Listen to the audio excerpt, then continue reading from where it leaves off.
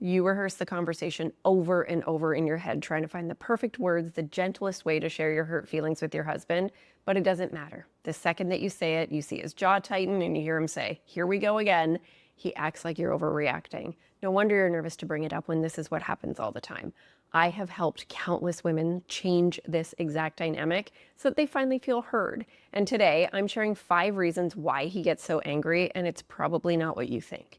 I am Lindsay. This is Loving with Intention. Let's dive in. And real quick, before we talk about the 5 reasons, it is so important for me to say this isn't about blame on anyone. Instead, we actually get to bring in so much compassion for you and for your husband. The good news in all of this is that when you hear these 5 reasons, you'll see that you can actually change things. You can change how things play out. And I'm talking about you. You can. So that is the best news. And what I'm about to share just might completely change how you see these interactions with him forever. On the surface, it probably looks like he doesn't care about your hurt feelings and like things will never change. Below the surface, that's what we're going to get into. This is not an exhaustive list, but these 5 things are huge. So let's talk about the first reason. And this is happening before you even say a word to him. Your nervous system is already activated before you bring up your hurt feelings.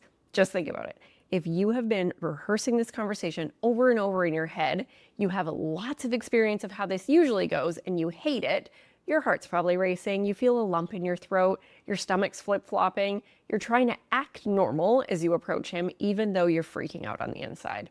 The reality is, our nervous systems are really good at reading the room. It's your nervous system's job to keep you alive, keep you safe from bears, whatever is attacking you. So when you approach him with anxious energy in your body, his nervous system feels it. Not even consciously, his nervous system is always scanning for threats. Your anxious vibes, that's not quote unquote normal.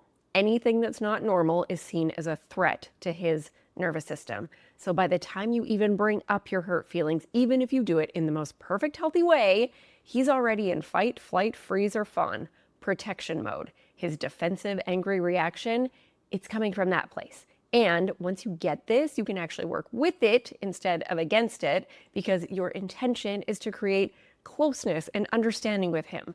And when you approach with this activated energy, your nervous system is actually sending the opposite signal, one of threat and danger. When our nervous systems are activated, we lose access to empathy. This blew my mind when I learned it. We literally lose access to the part of our brain where we can empathize. We get tunnel vision. We're much more likely to use relationship poisons like criticism, defensiveness, shutting down. And it's part of the reason that when he does snap at you, you probably snap back. Maybe you accuse him of being a jerk, or you totally shut down and you have tears in your eyes. Both of your nervous systems are screaming, "We are not safe." So bless our sweet, sweet nervous systems for doing their job. Okay, now, this second reason might actually surprise you because it actually has nothing to do with how you bring things up or when you bring things up. I call it the appreciation drought.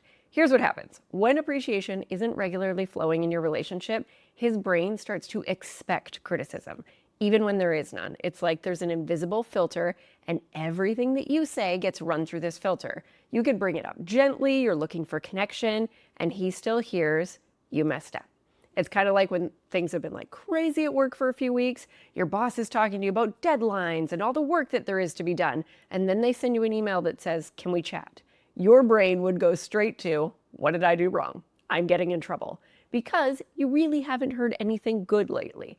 Same thing here in your relationship. Your husband is primed to feel attacked because there hasn't been an appreciation buffer, which is so common in our relationships and happens so innocently as time goes on. So we're bringing in so much self-compassion around this. The good news is super fixable, and just knowing this can shift everything. And there's actually a really, really intentional way that you can start to bring in appreciation. When the women I work with start doing this, not only does it start to make conversations go smoother, they actually start hearing appreciation come back from their husbands. I am talking random texts out of the blue saying, "I appreciate how you got everything ready this morning." So you can head to the show notes and grab my free Superpowered Appreciation. When you superpower appreciation, the impact is massive.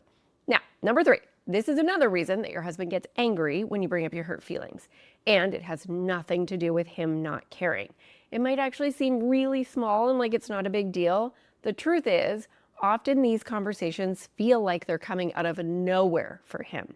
You've been processing this for hours, days, maybe even weeks, and he's getting hit with it all at once. It feels super present for you because it's been on your mind, it's been on your heart, which makes so much sense. And to him, it feels like you've been secretly building a case against him and hiding something from him. It can feel like anything positive that's happened in your relationship, like it's been fake, because he can tell that you've obviously been thinking about this thing a lot.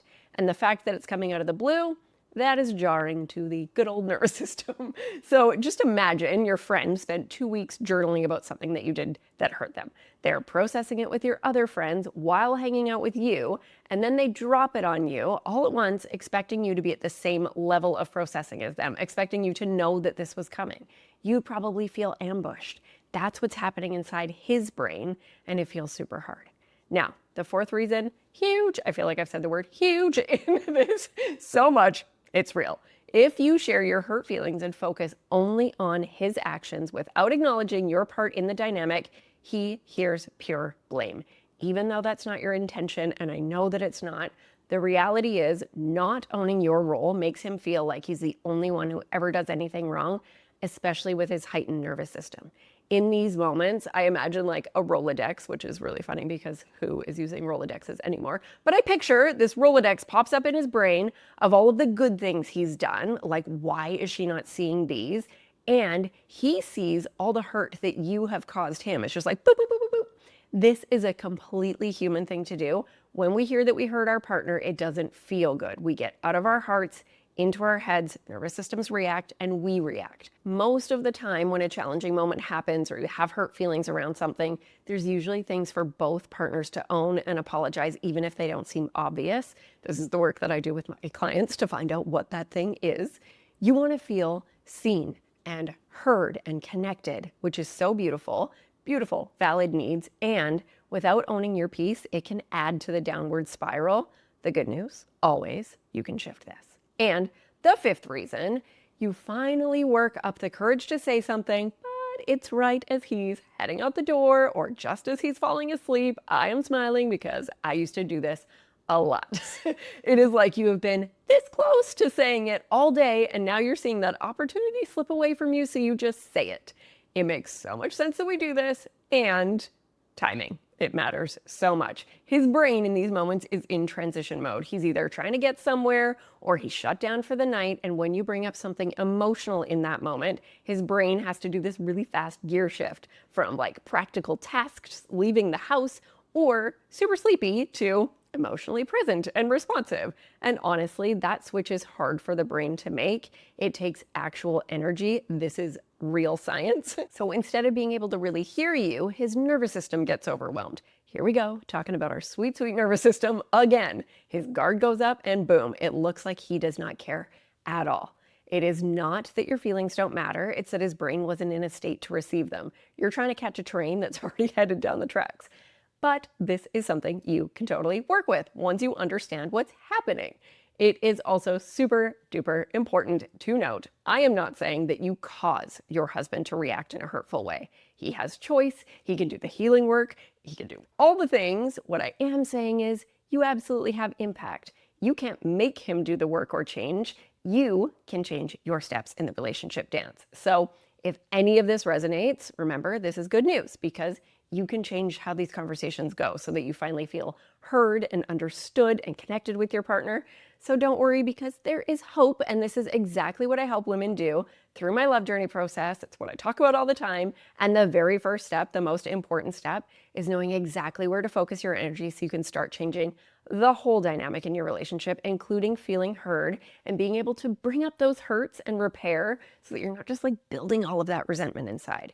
And if you're like, what the heck does that mean, knowing where to focus your energy? Well, there are so many relationship tips out there, and it's super easy to get overwhelmed or confused about what is actually going to make a difference, start making things better, lead to the place where you can bring up your feelings and feel heard. So I created the workshop that I wish that I had in the hard days when I was screenshotting so many different Instagram posts and I didn't know where to start.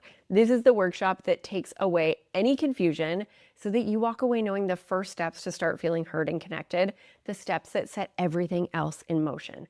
Imagine that you share your feelings and your husband pauses, He puts down his phone, he looks at you, he really listens, he tells you it makes sense that you're upset about that. Oh my gosh, I'm telling you, it feels amazing. And here's what most people don't realize. You really don't need months of therapy or your husband to get on board with relationship growth to start shifting this and start making this happen. This workshop, Be the Change, is created for you, for one person, so that you don't have to wait for him to start working on things. It's based on what I do in the first session with my clients because this is where we have to start. This is where we get to start. Women who watch this workshop, they feel pumped when they leave because they finally know what to do to start feeling heard and appreciated and loved. And I get so excited because I love it so much. So you can click the link in the description box for immediate access or just comment the word change below in the comments. I will share it with you. Imagine not feeling worried about bringing up your feelings because you know it's going to go well. This is where you get to start.